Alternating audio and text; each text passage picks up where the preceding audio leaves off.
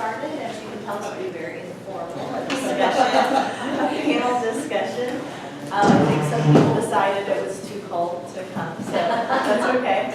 I'm going to have a panel discussion where I'll ask questions to the panel, and if something comes up that you want to ask further about, feel free to jump in and ask more questions. And then at the end, you can just ask whatever questions you have. We have Peggy Wright Cleveland, who works in the Office of Faculty Development, the Director of Faculty Development, and Matthew Lotta, who works in the College of Music. And I'm going to have them all introduce themselves and their areas and experience as well. Lillian Garcia Roig in Department of Art, and Carla Peterson in dance. And so if you guys could first start by introducing yourself a little further and your experience with grants or with funding or support for the arts. Well, I work in faculty development, which is a strange term, and the job has evolved. So my experience is really with what we call faculty awards. They often come with money and stipends, fellowship kinds of things, but they're slightly different than grants, and they go through a slightly different process.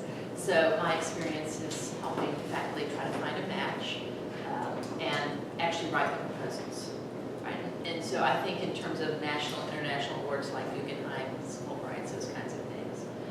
And then David Lipton, who works in FSU Foundation in the humanities and the arts, he is also an active composer, so that helps. He and I exchange emails about potential for private funding, because that's what the foundation does. So that's really my connection to trying to do financial support for faculty. I also hold opportunities for regular writing commitments, writing intensives, those kinds of things that support faculty work throughout the year. My official function here is I'm the opera director. So my teaching is acting and movement. I'm responsible for directing the main stage shows and running a master's program for opera directors. Came to FSU after, 30 years in the profession, and still have one foot in each world. My experience with grants is, with getting grants is fairly limited. We work mostly with COCA to support our outreach program to schools, and have gotten regular funding from them, except this year. I'll tell you about that in a minute. I've been on the state of Florida grants panel for cultural activities 3 times over the last 10 years, as well as I work with Opera America, which is the international organization, umbrella organization for professional companies, on their panel screening new opera for support. There's another program they have for female composers that have been on that panel as well. And my name is Lillian Garcia Roy, and I'm in the art department.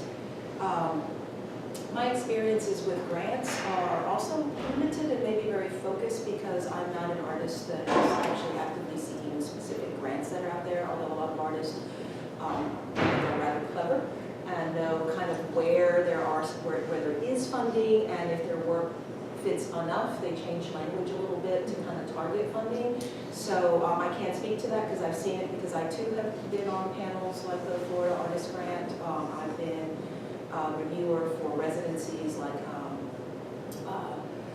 Hambidge. I've been very active. I've gone to McDowell and I've gone to Skowhegan. So I've gone to all Vermont Studio Center, places that are primarily visual artist oriented, although McDowell has composers and writers and things like that.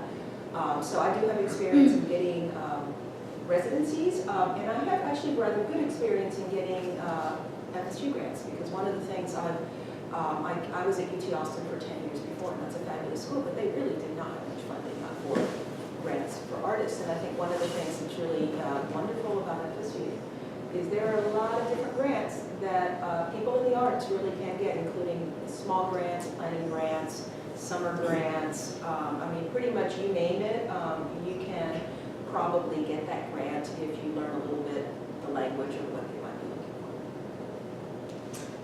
My name is Carla Peterson, and I'm the director, going on 5 years, of the the Maggie Allison National Center for Choreography, which is located in the School of Dance.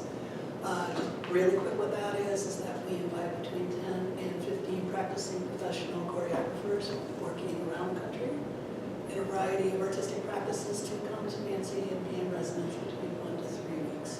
And we support the core costs of them coming here. We get them here, we put them up, we give them per diem, and we give them artist fees. The key thing I think about that, in addition to giving them financial resources, that doesn't always happen relative to residencies around the country, is that we hook them up with a research associate who digs really deeply into what their core kind of inquiry is and begins to think about what kinds of connections they can make for that artist with scholarly connections, academic, civic, etc. So we have a whole range of things that artists do when they come here in terms of those kinds of connections, in addition to working 24/7 if they want in a facility, so the School of Dance. So I think I'm going to learn on this panel because I'm the one who probably has the most experience actually working within academia, although I've been here for 5 years now. My core experience has really been 30 years plus working in the nonprofit field, primarily in New York City, but from a national and international perspective. So because I've been in the 501 sector, I have written a lot of grants. I've written a lot of grants. So I'm happy to talk about whatever might be helpful around that and how one thinks about grants, how one kind of tries to manage what it is that they want to do with the right kind of potential funder. I've served on a lot of panels. I've written a lot of nominations and recommendations for regard for et cetera. So Okay, so I'll ask you a question and then just whoever wants to answer it can answer. What are tips for finding support for your work? Where do you usually go to find information about grants or fellowships or residencies other than our website? Are there other places you go to search for grants?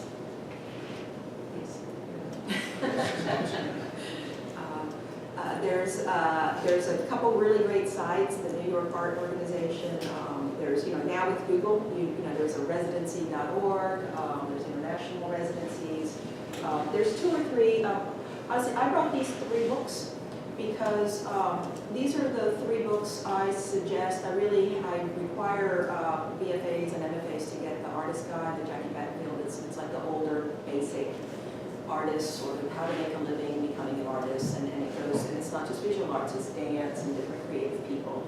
And it gives examples of, there's a lot of resources, but it gives examples of things like, how do you write a grant? What are the things you should think of?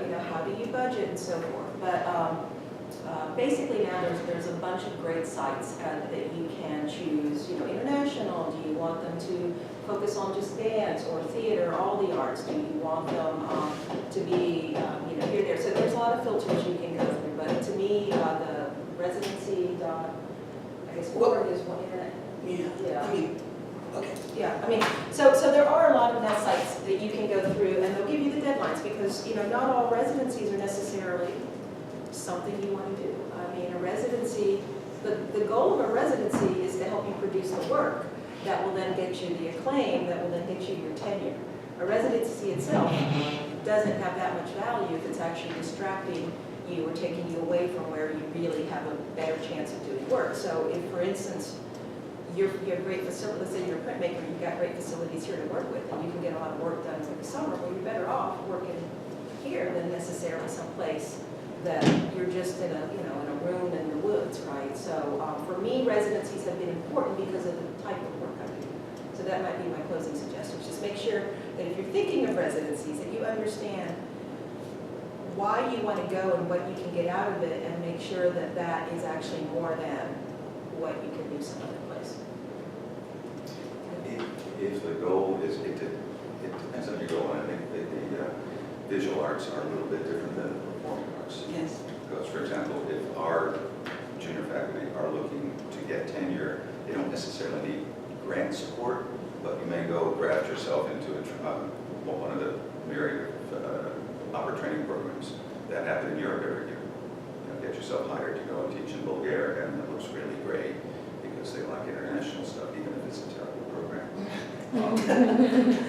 Most of the I would say very few of the junior faculty in music get much grant support. We've got a couple of people who've gotten Fulbrights, travel grants that college provides, special money for summer work for assistant professors to try and help them build their resumes. But mostly it's a matter of creating connections with the professional world and getting that, most of which work is paid. So if you get the job, you need a grant. Yeah, I mean, it's all connections and how that works. We had one course professor who wasn't doing a lot of performing, knew that if that didn't happen, she wasn't going to get tenure, so she got Fulbright and went to Brazil and wrote a book about Portuguese diction for singers. And that's what got her tenure. So she looked at what she needed to do and where she was weak and what she could do. She's an IQ of about 500. So she put that to work and wrote her book. Okay, experience as a reviewer. You mentioned that, several of you mentioned you've served as reviewers for grants or proposals for projects. If so, what agencies or sponsors did you review for, and what was your experience like? Well, on the state of Florida panel, I've done that several times. The first couple of times we met downtown somewhere to have our hearing. The third time was a 10-hour conference call. And there was supposed to be 4 of us, but one was ill. I remember one project where 2 of the others recused themselves, so it was just me. But ultimately, that experience convinced me that it wasn't worth the bother of applying for a state grant for what we do. The first year, you vote aye or nay, you don't grade it on the state. You don't even see like a model, right? Because how do you see, because we just see images without anything else from the first round. Oh, no, we see everything. It's a budget, it's a bio, it's, who is this person? Do they know how to manage money? What is their proposed budget for the project? But the first year, we funded at 20% of that because that's all the money the state had. And the application was exceedingly complicated, and that may be aside for our outreach program, for example, it's not worth it. We did better next time, so it's happened. But It wasn't worth it because of the amount of effort it took? because the amount of effort it took and the return for it. Now, if you're the Miami Symphony and you're asking for $1 million, yeah, it's worth it. Right. But if you're us and you're asking for $10,000, we might get $1,500. It's not worth it. I might just assume our check. It's similar to what you were saying about residencies. You want to make sure that you're Right. putting your time where it's most worth it. Yeah, but I do want to add something to that, because like in arts, this isn't something I do, but it's something that artists that are more, that are broader in terms of having their work be able to kind of go into niches where there could be money is, one of these professors said that he would have always a proposal basically ready to go that he could steer into different things. Says it shouldn't take longer than 5 to 15 minutes to fine-tune a proposal for something like this. So if you have an idea that you want to do, you should think about it before the funding opportunity comes. I mean, if it's something that you're really interested in research, have at least the main branches of it, so that if you do have to maybe do a complicated form, you already have your budget ready to go and everything, because you can apply to that and 5 other things at once and see, what might stick. And I said, I don't do that. I'm not searching for funding for mine. I see what happens to fit very, very nicely, but if you are working with more complicated projects that you have potentially multiple funding opportunities, you always have to have sort of a general budget. I mean, so we're using like the form is just impossible, right? And that 1 year it was horrible that they, That's one of the purposes of the CRC grants is to prepare faculty to apply for external grants and be successful. So that's a good place to try out your project, frankly. You also get feedback that's constructive. It's meant to help you reapply, right, and be successful at it. These are the internal admission grants. So I think that's a good place to start. And I have found those reviewers to absolutely absolutely, because they're all your colleagues, absolutely take kind of a mentorship approach to it, right? I would add that reviewing for things like Fulbright, those kind of national competitions, so at some point, everybody's qualified, right? So, I mean, the field is really that good. There are people you can eliminate for all kinds of reasons, but at some point, you have too many qualified people for the spots you have available. And you just have to think about how many times you're willing to apply. Everybody applies more than once for national and international awards, would be my general experience. One thing that has impressed me though is that you're very often at the whim of the Grand Panel. There's some whims, yes. There's lots of win. There's always Yeah, one. I was wondering that when you said reapply, do you usually change your proposal significantly when you reapply? Or is it the 5 to 15 minute, kind of tune up? You don't have to. We had one faculty member, I think this was for the NEH, but it may have been for something a little more generic. But it was book related, and she applied 3 years in a row. It changed every year because she kept writing her book. But then her ideas were clearer too, right? She knew more about her project. So the project didn't stop, it got more defined, and ultimately she got funding for it. And so I think it just really depends on what you're applying for. With something like Fulbright, it has to be very specifically applied to the awarding country. So it almost always has to change the next year because the awards change. I have a question. For those that are denied, do they get feedback from the reviewers? Most agencies, you can request it. And my experience with that is, the reviewers, so sometimes it's helpful, sometimes it's not. Both in, it makes sense perhaps to your proposal or not, or there's actual words there. And sometimes it's just a yes or no, that's not helpful. I think the feedback gets filtered through the administration, right, the administrative staff. So because they're in the room, they're doing everything, they're recording stuff. So it gets filtered through them, it gets boiled down, and then it gets given to the artist if they do share with it. But I have to say that you have to take that feedback with a grain of salt. Absolutely. Because it's, again, I mean, you guys are already saying that panels, for many of the panel reviews that I've been involved in, or I've also worked freelance and writing proposals for artists for a number of years too.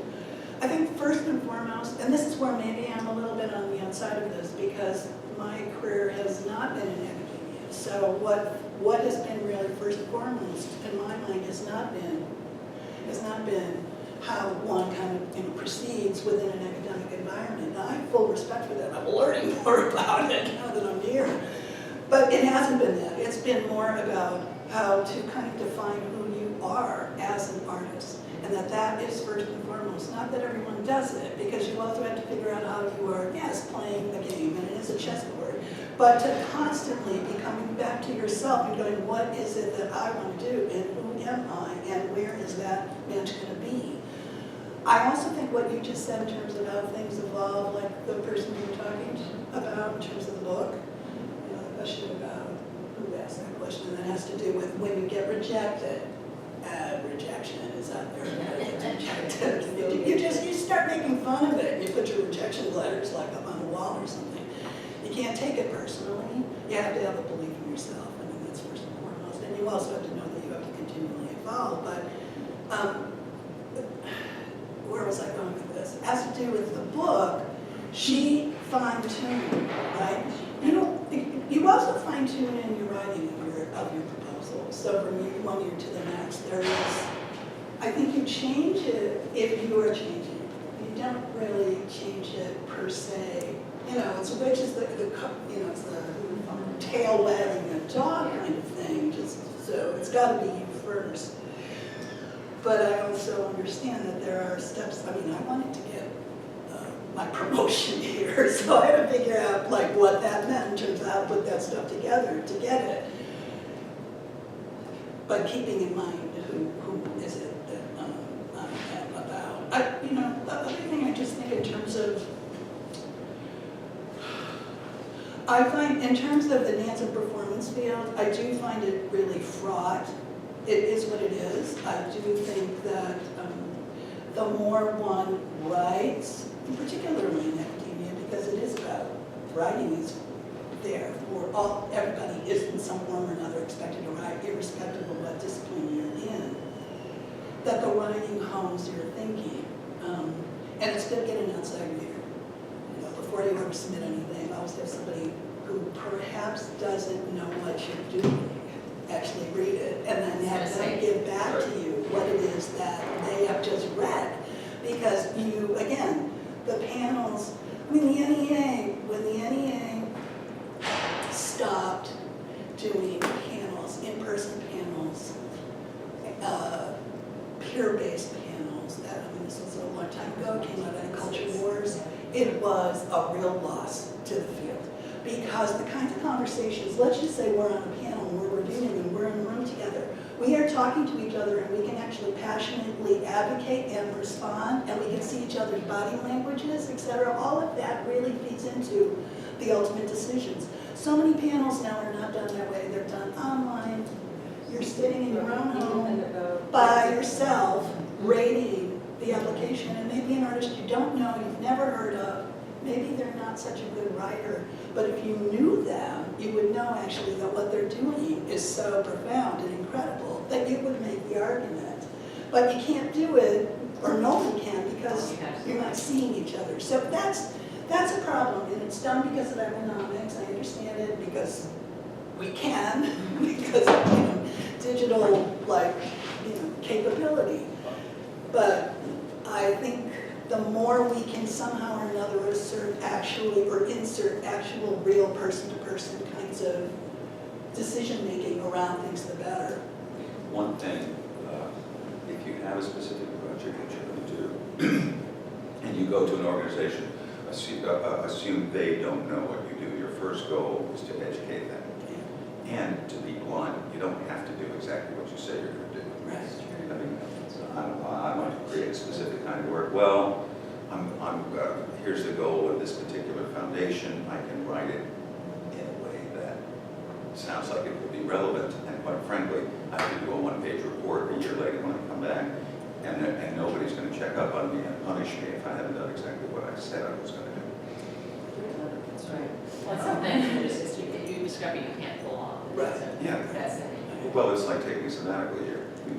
You write a project, you're awarded the sabbatical or not, you may end up doing something completely different. It's just, Let me add. the point is getting the grant, the point is not. And then doing what you want That's with it. true. Two more things about grant reviewing process.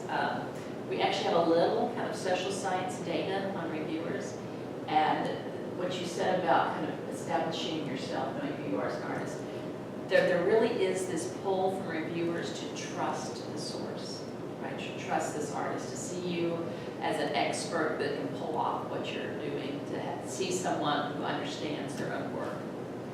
So we actually have some data that supports that. And I would say that all of the panels I know about are multidisciplinary, so there's always someone outside of your field reading your work. So absolutely get someone outside your field here to read your work before you submit. I have another question. Back to what you were saying about handling rejection well. Like, I'm sure all of you have been rejected at some point in your career, either by one grant or by a whole audience of people. Like, how do you move forward from that? Well, I mean, in visual arts, we get rejections all the time, because especially when you're an assistant professor, you might be applying for jury shows. I tell this to my students and to colleagues, you will get rejected probably 95% of the time, if not 99% of the time. But what matters is that one time you actually get in, because that one might lead to then more opportunities and so forth and so on. So I just assume you're going to be rejected, and I've had several examples where I've had the exact work rejected, and then win first place in a show, and then get invited to have a solo show, and then get invited to, that just has, so same work. And it's, same work. So this is what it is, that it's not even about like or quality. It really comes down to maybe what the desire of that panel was. So when now the jury shows have gotten expensive a lot. I mean, if something doesn't cost anything to apply to your time, which is valuable, but still. But for artists now, a lot of things cost a lot of money, right? And so I say, well, there's no worth in really doing it unless it's a juror that you really, really, really think you want your work in front of, it's at a place that has some significance, ideally the name museum behind it. And if there will be a catalog or some other something that stays around, right? And if you can get off, and if it's no cost, right, then it's something. But if not, don't bother, right? You shouldn't just be in a jury show to be in a jury show, unless you're an assistant professor and you've been on, I mean, to me, one of the most important things that you guys should do is get yourself on an executive committee. You know, get yourself elected to one of those committees in your department that you see the review process. I know it's a lot of work, but it was the most important thing. When I was at UT Austin, I got voted on right away when I was hired because they do that. The senior professor sort of laughed at the young ones going, oh, you guys have to do the work for us. And everyone was like, oh my God, you're going to hate this. And I loved it because my eyes were this open because I go, oh, I see. Because I know that's not all that important, but the way they wrote that up, it's a lot. It's, you know, oh, okay. So I don't cheat. I don't believe in cheating. I never lie about anything I do. But I'm much more careful in terms of how I describe what I do, because it's like you said, international. It could be a podunk show in someone's garage in Italy, but someone in the math department isn't going to know that. They're going to see international, and you can have a solo show in a museum in Florida, and someone might go, oh, it's local or regional, you know. But then I come in and explain it, right? That it's more important or whatever. But if I don't, there's these assumptions. So use those assumptions to your benefit. Use the system to What benefit. field are you on there? I'm in the College of Music. I teach piano pedagogy. I'm a composer in the School of Dance. School dance. Not an artist, I'm a development worker of music. College of Music voice. I work in the office of proposal development, trying to help find funding for you guys. Same. An example of the Caprice, we have gotten money from the Leon County Public Council on Culture and Arts, writing essentially the same proposal for 16 years to take one act operas out into the schools. In fact, that's going on even as we speak. And we reached 5,000 to 6,000 kids a year, and for 16 years we were funded at 95 to 100% of ask every year. Tweak the proposal, the grant. I know they have a terrible time getting grant panelists because, first of all, it's a small artistic community, and if they ask me, I say, I know all these people, I would have to recuse myself from half the grant requests, so I can't do it. And there's a lot of that going on. So this year, there was a hotel manager who had no experience in the arts, whose entire focus was, are you generating tourism dollars? You know, there was a visual artist, and I won't mention her name, who was just utterly naive. Had no idea what we were doing. One of the things we do is if our students, when they go out, and it's not the academic year, are giving up work to perform for kids, we will reimburse them for a lost salary. So we pay them, in essence. And this particular artist was saying, you can't pay students. You know, they should be doing it for the experience. Whereas last year I got criticized for not paying enough. And I said, so Marty, suppose you're showing at your gallery and you've got some work there by a master artist, and one of your patrons wants to acquire one of those works. You can say to that student, you have to give it away. Don't accept money for your work. But her idea was that if you're a student performer, you should never get paid. So she gives a very low score, and as a result, we didn't get funded this year. Between her and the hotel manager. It was unbelievable. And it was completely the caprice of the arts piano. And Coke is aware of this. They've had a number of workshops since then to get feedback from people like us about what they do, and is there a standard, or how can you try and tailor your proposal to what the grant panel is going to expect. Did you find out about that because it was the open, like in these panels, they actually have a live, like your discussion. I mean, you come in and you've voted already and they see the tabulation, but then there's a discussion. They call you in, you're not allowed to offer information. If they have questions for you, you can respond, and then they vote, and then they're looking you in the eye. But you know who they are. You know exactly who they are. Usually panelists are identified Yeah. somewhere. Right. No, okay, yeah, I guess afterward. Yeah, it could be afterwards, but yeah, it's part of the prestige. I think they want to claim, right? We have these Right. people. But as performers, I mean, COCA is actually a pretty good source. They normally do not fund individuals, they'll fund organizations. As a developer, in terms of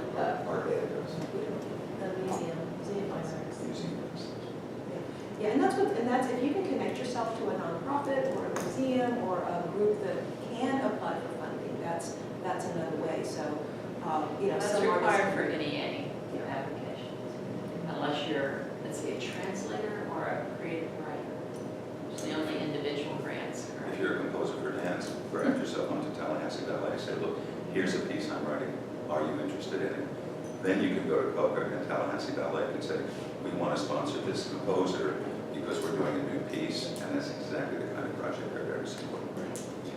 Yeah, we actually get something similar with Taz about it once. So, I actually have a question though about the COCA thing. So, does FSU count as an organization that you can apply for COCA? Yes.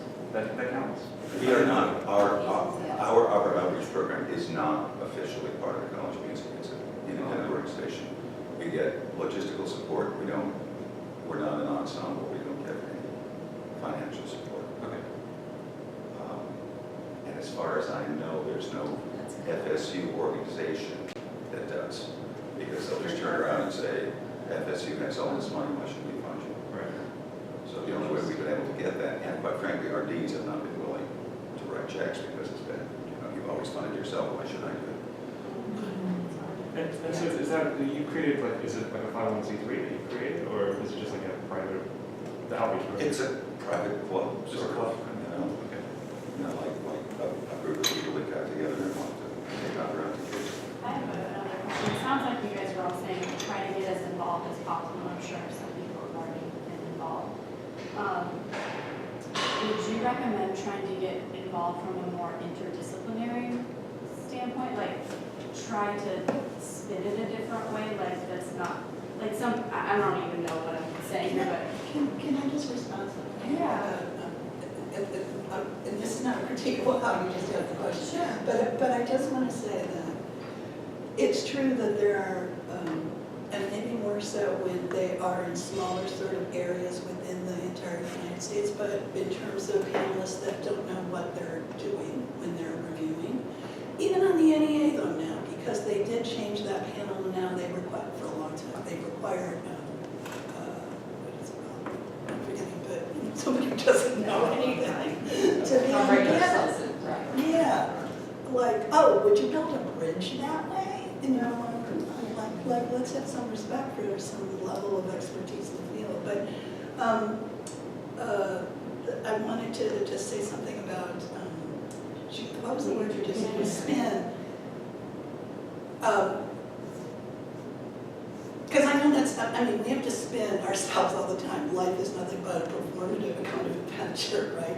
But I would be careful about how much you spin anything, because for many panels, that is one of the critiques that comes out really fast for application to get rejected. It's kind of back to what you were just saying about trusting and authenticity. Because you can read through it, not always, but generally speaking, you can read through, because just in terms of the density of text that and how an artist is talking about their work, you can see if there is a real depth of thinking around what it is that they're doing versus somebody who's trying to kind of, make some kind of cosmetic sort of version of it in order to be attractive to that particular funder. But at the same point, it's really important to research, I think it's already said this, but to in particular research that particular funder that you're going to go after and see what their mission statement is and what they're looking for. Because if you don't manage that, I wouldn't bother trying to manage it. It's a little bit of a waste of your time. Because they have it right out there. They will fund this and this. They won't fund this and And this. even here in the CRC grants, if you apply for the wrong one, I mean, I hear people quickly dismiss, this was a great proposal, it's not for this grant. Yeah. So And that happens which at every are, level. and which are the main ones? Because it seems like to me, a number of them can be interchangeable. Well, the interdisciplinary grant, which is applied for as frequently as often misunderstood. So I think interdisciplinary collaboration is tricky. And the national ones I know of, but faculty apply for here, they're often rejected on the sense of, there's not enough collaboration. You don't really need each other in the way you're claiming you do. It's not just two people writing the same book or doing the same piece of art. So I think it's tricky. It has to be a real collaboration, which is essentially what you said. And I'm wondering, I'm sure for some agency it matters more than others, whether or not you have a long history of working together to show that you would be successful to Sometimes complete yes, this sometimes project. no. I mean, I've been in the field long enough that I've seen kind of trends, just funding trends, in terms of what the funders are asking for. And there was a time where funders were asking for new collaboration, new people you're working with. Other times, we're going to really value this because those people have really kept a commitment with each other artistically over time. You know, from my point of view as a panelist, I think there's room for all of that stuff, but I have to also, as a panelist, the discussions that will tend to happen is you will say what you think about the proposal, but then you also will say, but I get this, I really believe in this, blah, blah, blah, but I get that it doesn't match X, Y, or Z. So I think that gets back to your question about rejection. It's according to how thoughtful the rejection is, right? How useful it is. And then I would tell you, you gotta find somebody to talk about that with. Faculty, probably just artist life in general, means you need a peer group. You need somebody you can go say, I can't believe, right? Who's gonna talk you out of that? I think that's really good. When I was younger, because I was a practicing artist myself, this is ways back, and I did go after grants, but you guys probably all have this. The people that who as artists have gone before you and whose work you utterly respect and you know their stories, you've read maybe. Now, just like some years ago, I'm talking about Louise Nicholson. And she wasn't recognized for the longest time. Some of that had to do with gender inequality, but she wasn't until she got to be older. Louise Bourgeois wasn't recognized for a very long time. And in fact, and I would keep that and go, that woman is incredible.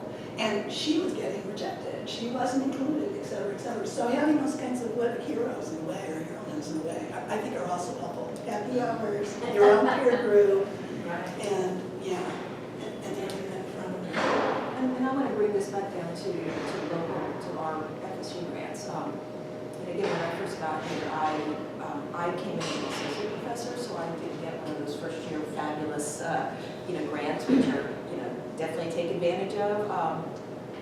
But I did apply for a summer COFA grant because the work I do actually involves me physically being in certain locations. So I thought, well, that's exactly, it's going to cost me a lot. I've got to drive. There's a lot of materials. I thought, oh, this is perfect. So I applied for it and I got it. And it turned out an older faculty member came up to me and said, how'd you get that? I apply for that every year, and I've been here for 20 years. I've never gotten that. These are impossible to get. How'd you get it? And I looked at it and I go, well, I applied for it because I didn't make anything up. It was very much, I need this. I mean, those things are for summer. They seem to be for. I need to physically. I didn't just get salary.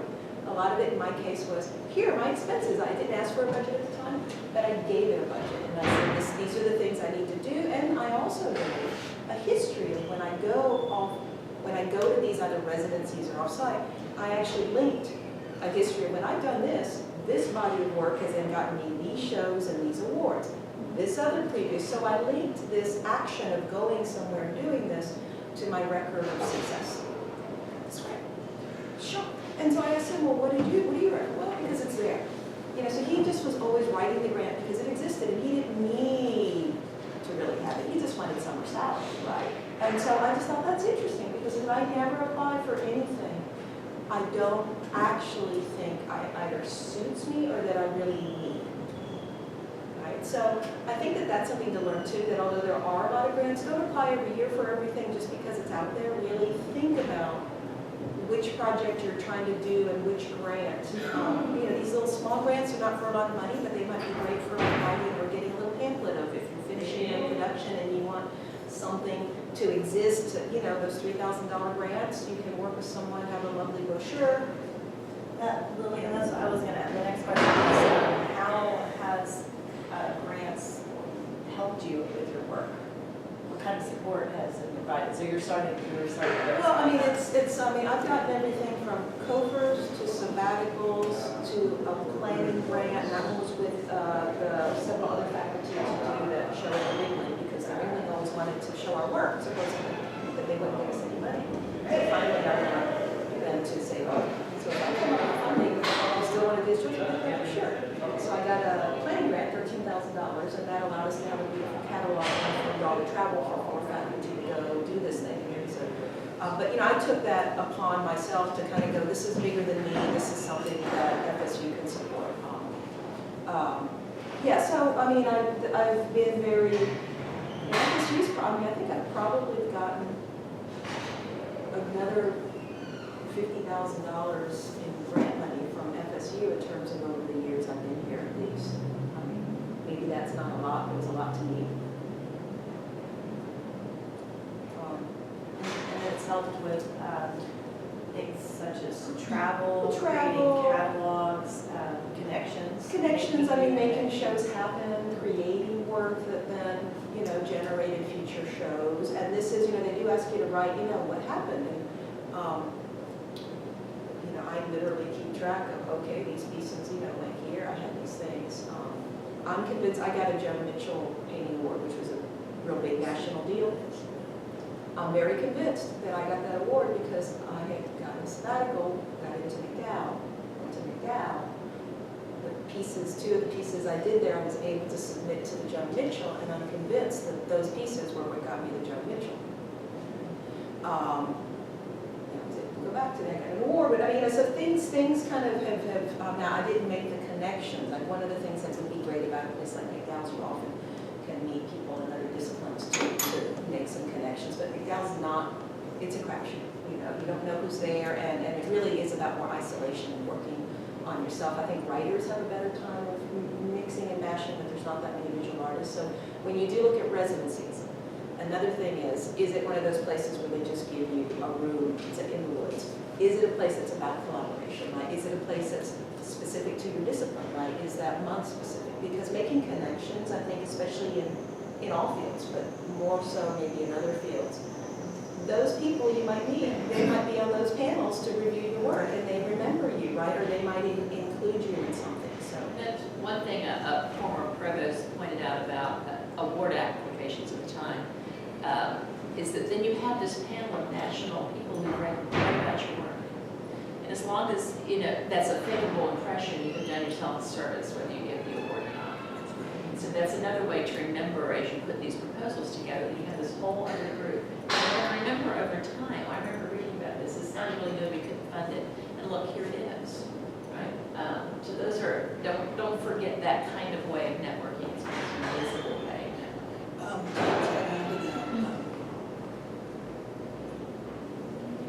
That would be one that would be very polite unless the content was right.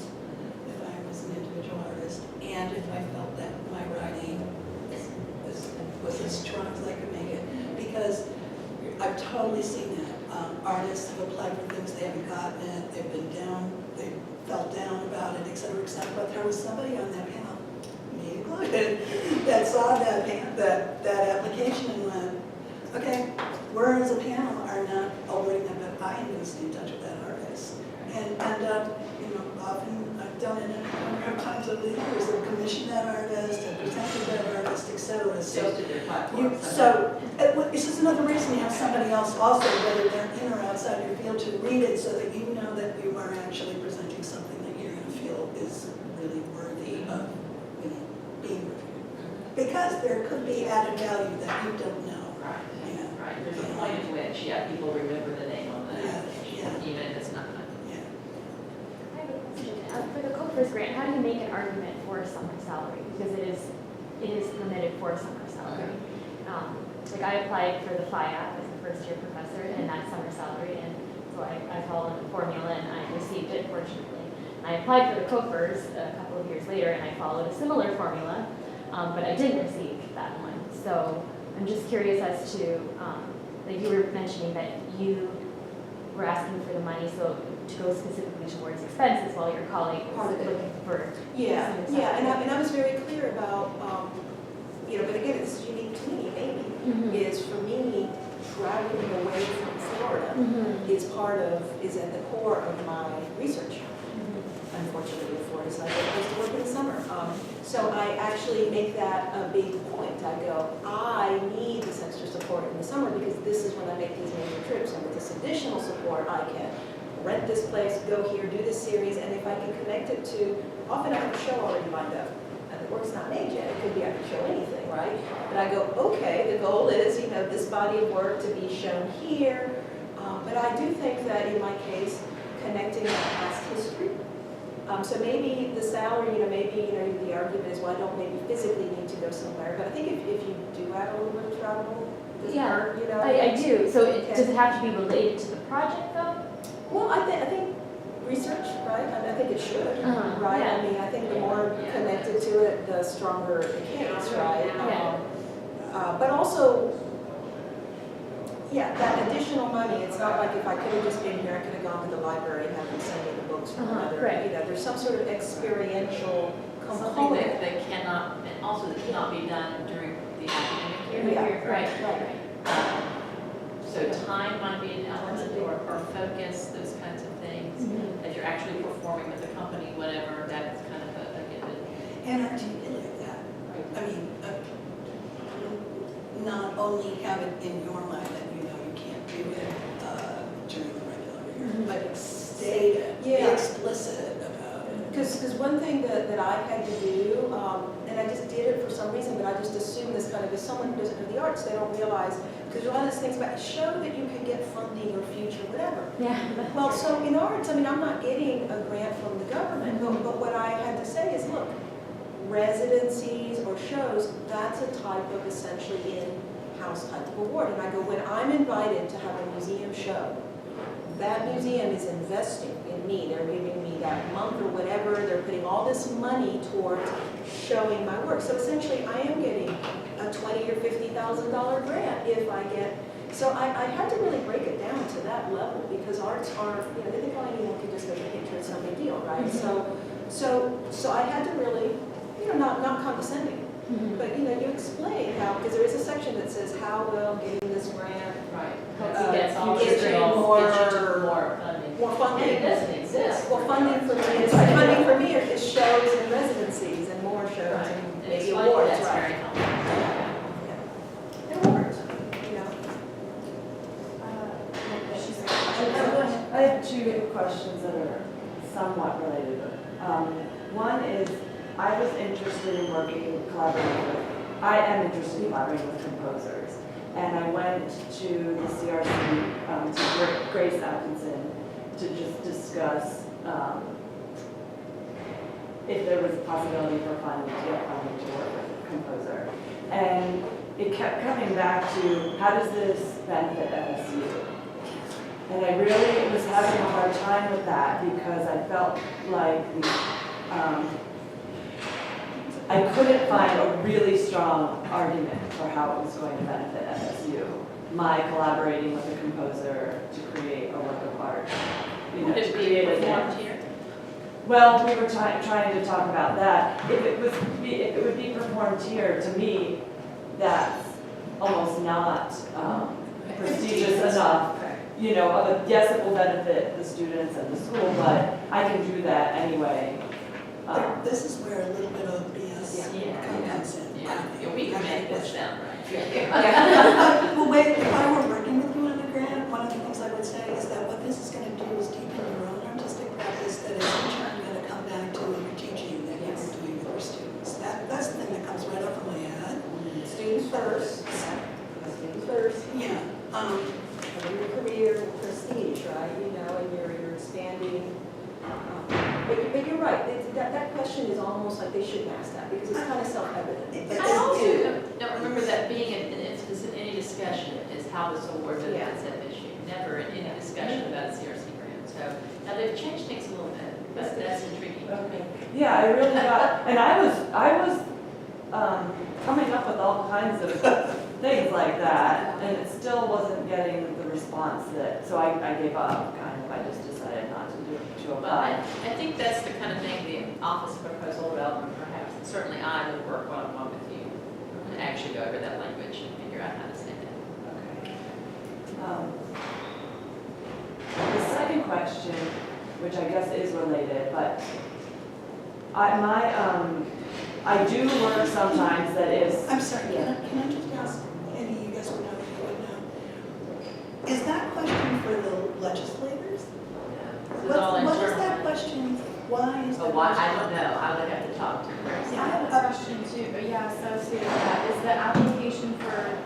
in the arts, is it the same or very similar to folks in engineering? I can see why.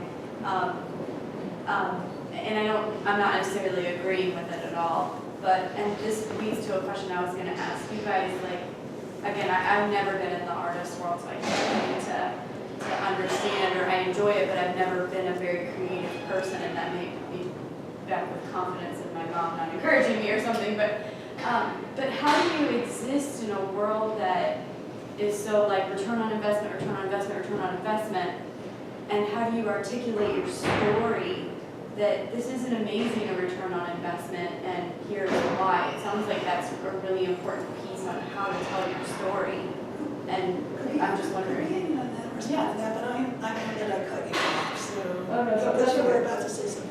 I can make it. Okay. Yeah. I think it's an exhausting act of translation. All right. And I encounter this a lot because academics, educators also have to translate their work all day long, as well as artists. And that's what it is. It's a translation into business speak, into whatever speak you're having to do at the moment. It takes a lot of work. Some people are better at it than others. But it goes back to that original thing, the audience. You do have to assume there will be a non-native, right, reviewing your work, right, in terms of someone who really knows nothing about your work. And that's where, explaining that a museum show does not just happen like that, right? And that means that this is this value because that's how I competed with science. Now, I do know that FSU tries to, they're aware that the sciences, will win at every single time if it comes down to how they're going to generate more money than the arts. So they are cognizant of that, and I think that there is this wanting to give some money to the arts. Yeah, there are artists on the CRC panel. Yeah, and so there's. You're divided up by subject areas at some level. So you never have all infield readers, but you have people that at least are closer. Whereas you don't have only engineers reading your proposal. Not to get stuck on this question, but I do want to know why that question gets asked. Because the thing is that people use questions to decide yes or no on applications. So it's important to know what the underlying reason is for any question that gets asked. But what I'm saying is that's not a written question, it's part of the Oh, it's application. not written. This was something that came out in your discussion with No, I Grace, think right? It was in a discussion, but it has been, I've had to write that almost every time. Yeah, I would agree, like I would always try to show. COFR now how this is has, helping. COFR now has certain, if you go up there, they actually have little things of things you need to include in your proposal, and one of them is, how is this gonna benefit, it's always one of the last ones, and I just, or, your university, and, FSU, and. It's an extension of this question that we're asked when we're voting on tenure for somebody. What's in it for FSU if this person is promoted or gets tenure? And that is based, what is driven, I was I'm really not trying to be naive And here. it's not, for artists, it's a completely subjective It's hard to quantify. metric. Right, across the board. You can't say, all right, I'm an engineer, here's my proposal, if it works, I'm gonna get a patent and it's gonna generate this amount of dollars for FSU. Right. I'm a dancer, I'm going to a prestigious festival, I'm gonna do a residency, I'll get a great review in the Boston Globe. Some potential student will read this and say, oh, something's happening down in Florida State, I might want to apply down. I mean, that's basically what we have to do. Nuts and bolts as well, if you're applying for public money. I've done a lot of lobbying to wear my other hat.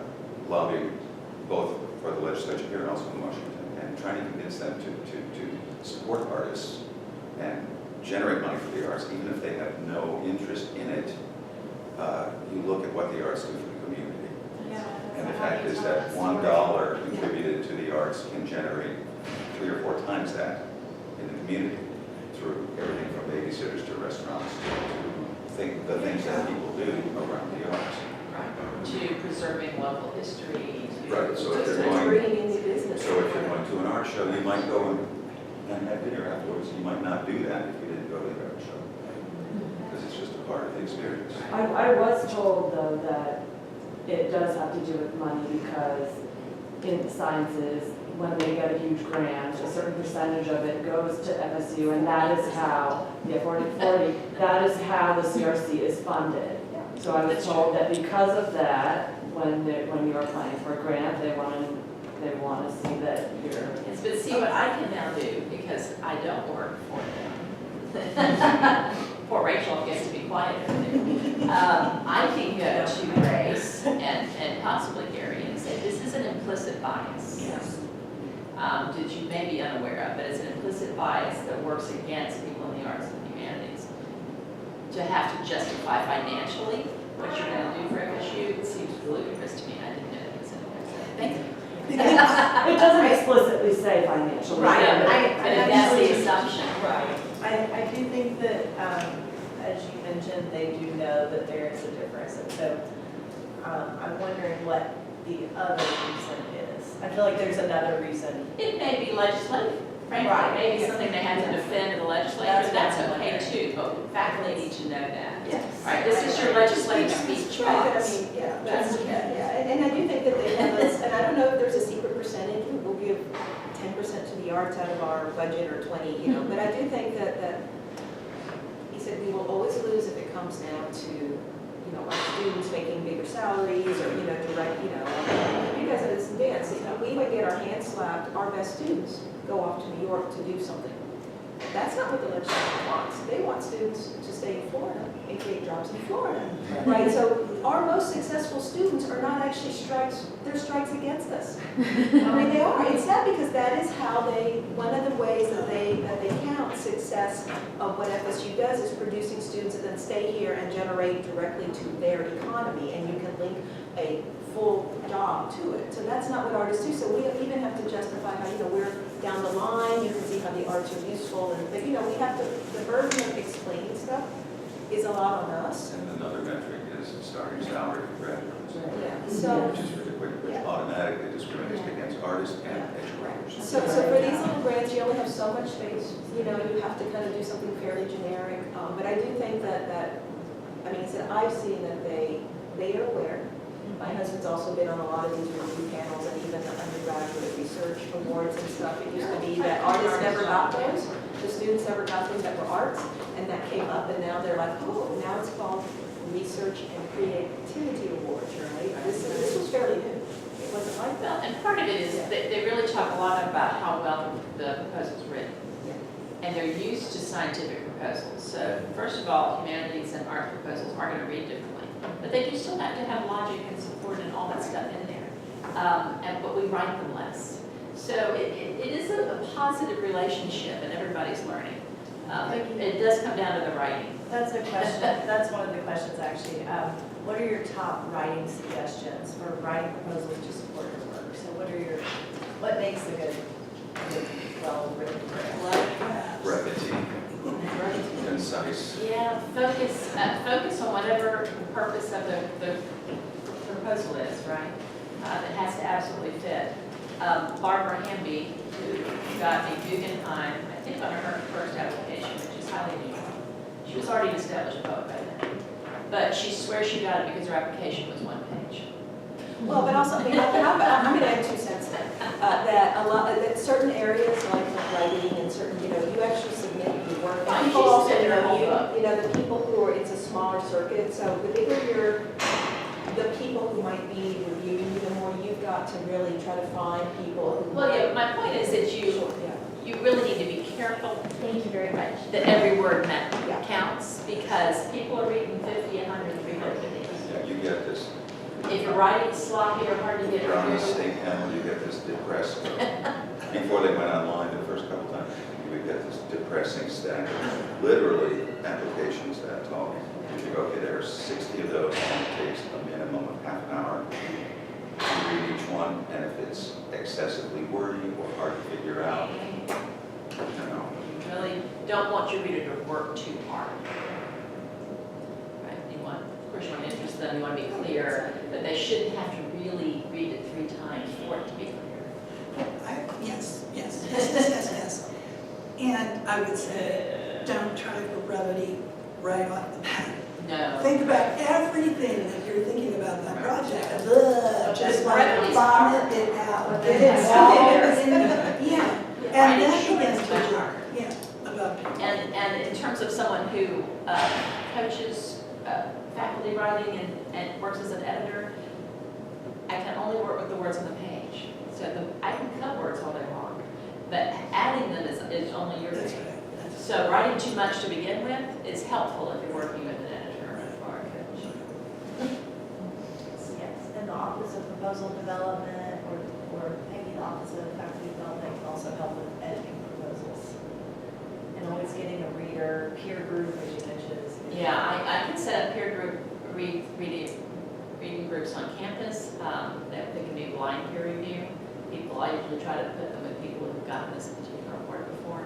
I'm happy to read them. And you have examples, I mean, there's examples online of all the various grants, I believe, and I think do you guys do them by, yeah, you can find like dance ones that have been successful for.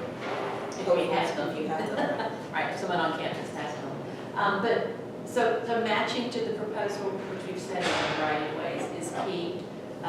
Because that's, if you're reviewing 100, that's an easy out for you, right? Oh, it doesn't fit.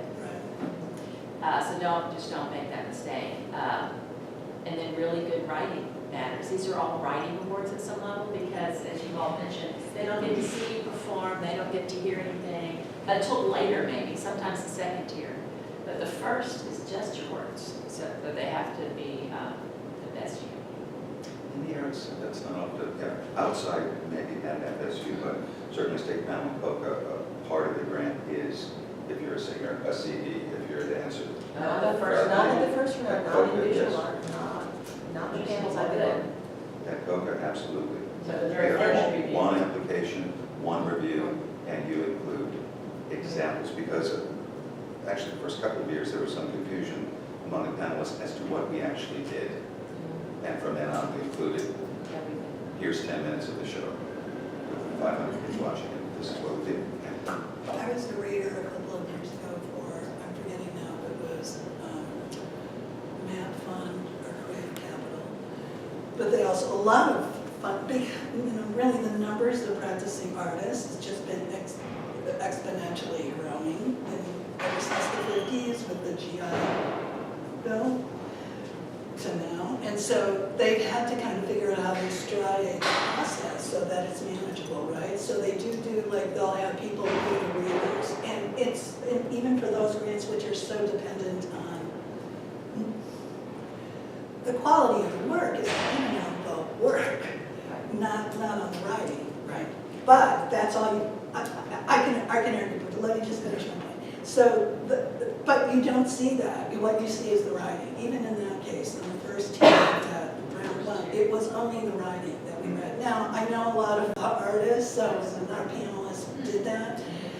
I don't need to dismiss writing because writing is a way to articulate. Okay, I thought you were going to say something. Also, say on the Upper America panel, one hearing, you would, there are examples included of a composer's work, or if they've composed a part of a piece already, you listen to that.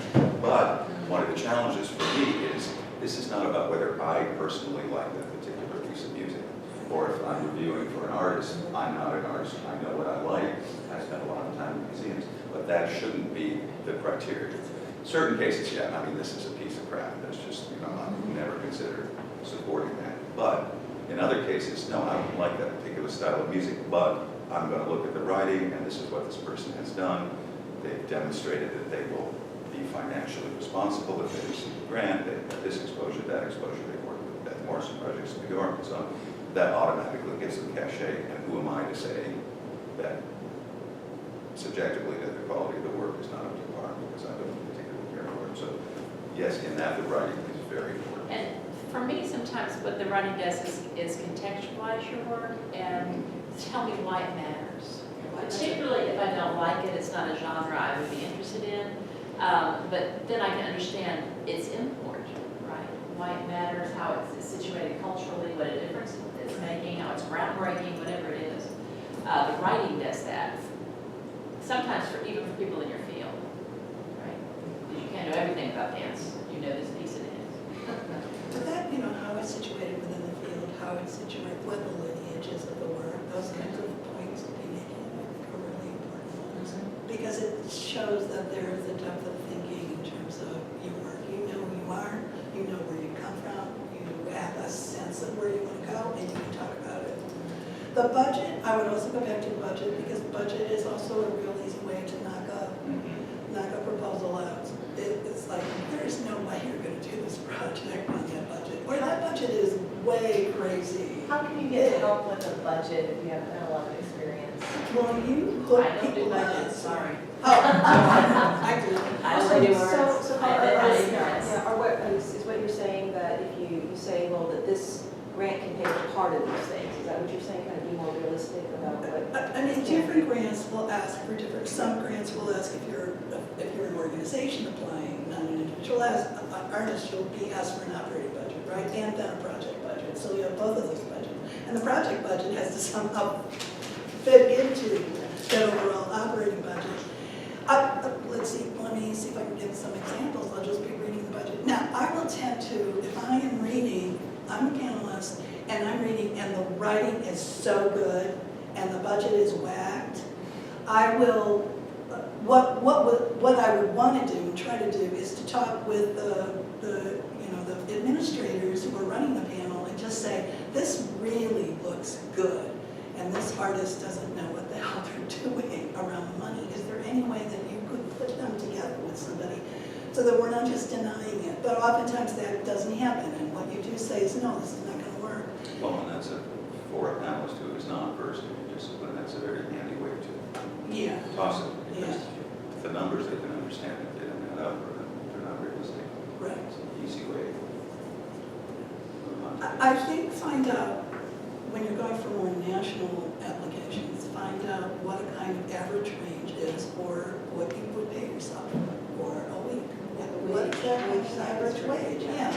There are websites that you can go to kind of find what that is, and then figure out how you fit into it. A younger artist should not be asking what an older artist is asking for. That comes across really clearly. I have artists that want to come to Nancy and say, I want to pay myself $5,000 a week. No, I don't. So, Yes, I would like that too, yeah. I don't, this is a different situation, but I won't say no automatically, but then I have the discussion with them, is that it's just not realistic. I would love it if artists got that kind of money, internally. We all know how important art is, but there is no way that we've got those kinds of funds to pay that. So it's a discussion, I'm getting off track. I would just hook up, because you said you have a way of hooking people up who have Right. the readers and that they couldn't Absolutely, do that. we could do that. And I also think David Lipton, like I said, my cohort at the foundation, and you said you were at the foundation, he helps people with budgets when, and sometimes it's required, depending on the agency you're applying to, right? And so the foundation is the organization that manages that end of it for you. And then the Office of Proposal Development, there are proposal people on campus who manage grants, right? Yes, exactly. So depending on your department, I know in art, it's Rachel Collins. There's department representatives that can help you with your budget. And Rob Berg, I believe, is for the College of Fine Arts. So hooking up with those people early, right, whenever you start to think about writing a budget or writing the grants, you know what you're asking for while you're writing the narrative is always a good idea. So connect with the department rep early and start working on your budget. There are all kinds, if you're, I don't know, if you have a graduate student or something in this and you're paying them, there are different kinds of things that have to be figured into that. Those This kinds person of things, should know all of yes. But I do think if it's possible to look at a successful proposal, an example of a successful proposal for that agency and the budget, this, and the budget. Yeah. that would be ideal. So you have help on campus, it's just not making budgets, but I can get you to help on campus. Rachel can get you to help. Yes, we can connect you. was there a specific part of the budget you were thinking about, or no? So we talked about if you're serving, if you submit your grant, that the panel sees your work and sees your name, gets to know you, and that's good as far as maybe the next grant you apply apply for, they'll know who you are. What are other ways that you market yourself to help to be more competitive for a grant? Yeah, I think that's very discipline specific. And what are the benefits of marketing I yourself? think in performance, you have to perform. It just comes down to that. Yeah, I'll say this, and depending on, what discipline you're in, just the fact that we're in Tallahassee, that's a strike against you, right? You have to go out of here to be known, right? You have to, so you have to keep your network outside, who are the voters of these things? Who gets to see your work? You can do the best show in town, and if no one sees it, it's not gonna get a review in the New York Times, right? So I think part of what we have to do is, while we have good resources here for grants, what don't we have here, right? We really don't have a vehicle to get much of our work beyond here, and that's important for your tenure. So I would really encourage people coming up for promotion to really, think about, okay, if it's New York, how many things can I do, or how many people from New York can see my work? How can I, make sure I'm on Instagram, or do, get into a workshop, or, get into a show, do something where those eyes that are going to be, more important in terms of potentially putting you in other venues, right? Also, they could be good letter writers, right? If they've actually seen some of your work, right? So that, at least for me, is a big challenge. You have to get out of town. You have to get out of town. Yeah, I was gonna ask. Certainly Oh, sorry. in performance, over the last years, those music faculty who have been denied tenure is almost, at least in the performance fields, it's always been exclusively because of their lack of professional profile. Not because of their teaching, but because of their service. I've been hearing you say, Lillian, that it sounds like you have a lot of accolades and you've just built this wonderful empire. But what would you say for people who have just are Not starting doing out? anything yet. Well, people are just starting out and have, only a little bit. They're just starting So out. I have to say, this has been my challenge, because even at UT Austin was provincial. And I was very naive when I was hired, because I was hired very young, and I thought, oh, you do your great work, and people will find it, they'll write about it. No, they don't. No, they don't. If you live in New York, you can put up a fabulous show, and, someone, Roberta can walk by and write a great review, but that doesn't happen in Tallahassee. And so you just have to be aware of that, right? So the more you know where you have a higher chance of getting your great work seen, and it could be that it starts here and it travels. That's a good use of grant money. You do something here, you test it out, and then you get a summer grant, and you say, I don't need to, I have an opportunity to show it. Take advantage of other university, galleries or spaces, because often I think that, if it doesn't cost them much, even if you're doing something over the summer in a space, or with some, other musicians or whatever, that's something that you can put on your line, but again, it can build connections, so, yeah.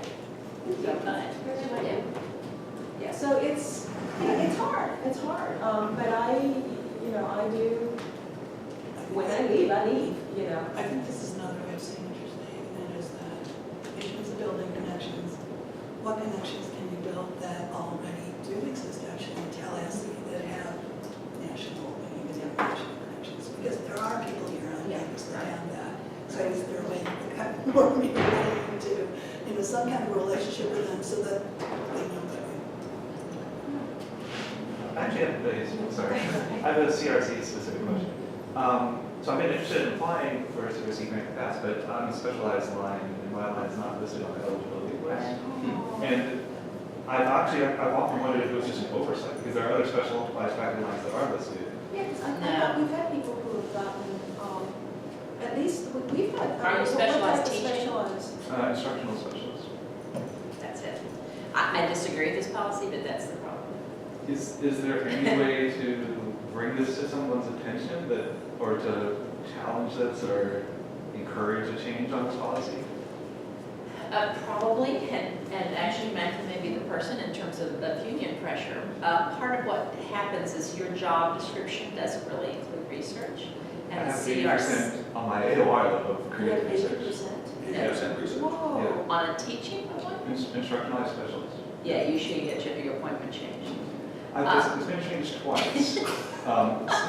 Originally, I was a music specialist, but that was a non-promotable position. That's all. And so they switched me. So if you have a promotable, because we've had people in our department that have, like we had assistant inlines, and each of them got sabbaticals, which was a whole fully Well- paid, so that was a type of research, and they were eligible up to 3 years. Right, I got a professional development lead, is what it's called. Yeah, I've had one of those. So that's huge. Sure. I mean, that But I doesn't- made no Yeah. funding. Oh, you didn't get paid during that time? I said my normal salary.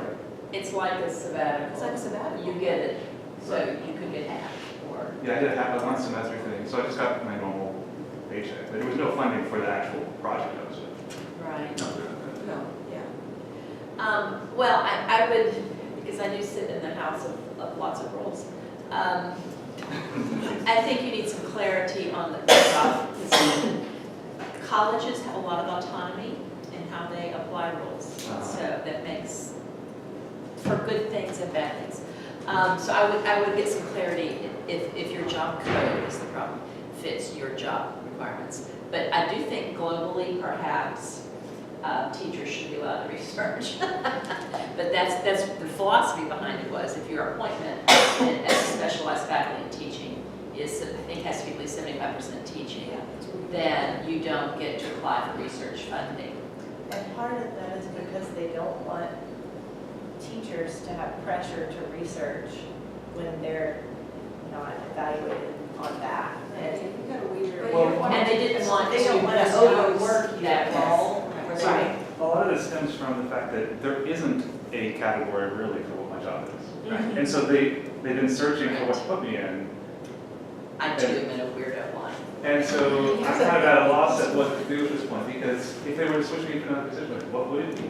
Because we went through this whole process of trying to figure out what is supposed to match what I do.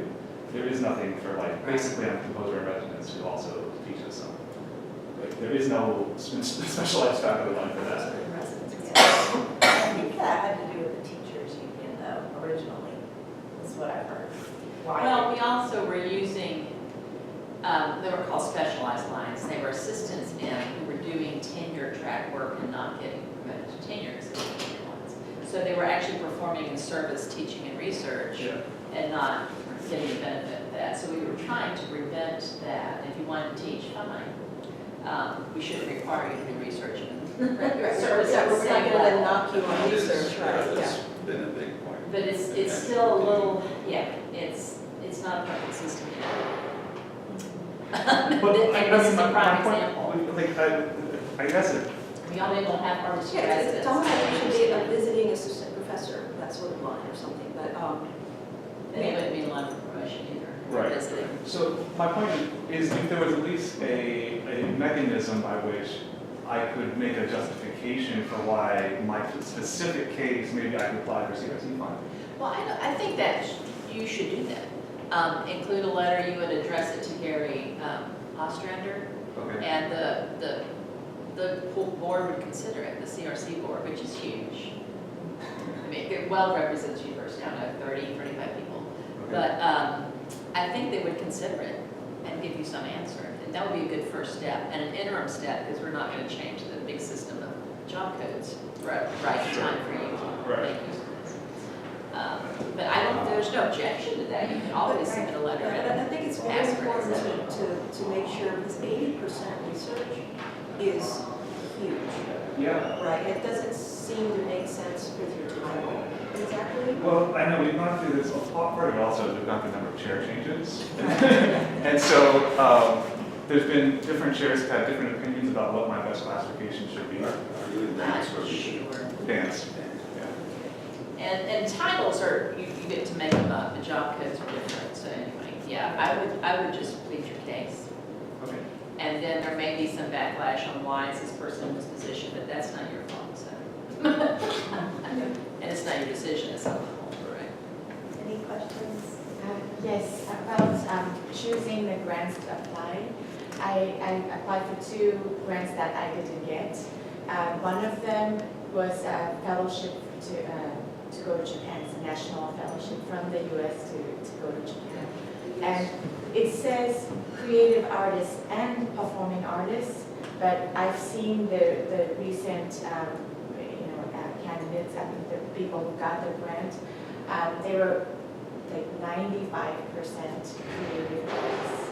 So I called them and asked, okay, why am I performing artist? I don't see a huge list of performing artists. And they said, oh, please send in your application. Your case is very interesting, so you should apply. So I did, but I had really good recommendations, but I didn't get it. Do I still keep applying for this?